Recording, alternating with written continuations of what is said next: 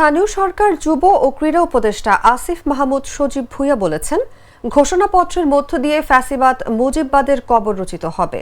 শনিবার দিনগত রাত ১টার দিকে নিজের ভেরিফাইড ফেসবুক পেজে এক পোস্টে একথা জানান তিনি। আসিফ মাহমুদ লিখেন, দলমত ধর্ম বর্ণ নির্বিশেষে দেশের সব নাগরিকের মুক্তির সনদ, সাম্য, মানবিক মর্যাদা, সামাজিক সুবিচারের ভিত্তিতে নতুন বাংলাদেশ। ৩৬ জুলাই পূর্ণতা পাক ৩১ ডিসেম্বরে। এর আগে আগামী ৩১ ডিসেম্বরকে সামনে রেখে সামাজিক যোগাযোগ মাধ্যম ফেসবুকে বেশ আলোচনা সৃষ্টি হয়। বৈষম্য বিরোধী ছাত্র আন্দোলন ও জাতীয় নাগরিক কমিটির সদস্যরা ফেসবুকে ৩১ ডিসেম্বর কিছু একটা হতে যাচ্ছে বলে ইঙ্গিত দিচ্ছেন। শনিবার সন্ধ্যার পর থেকে সামাজিক যোগাযোগ মাধ্যমে এই ক্যাম্পেইন চালাচ্ছেন তারা।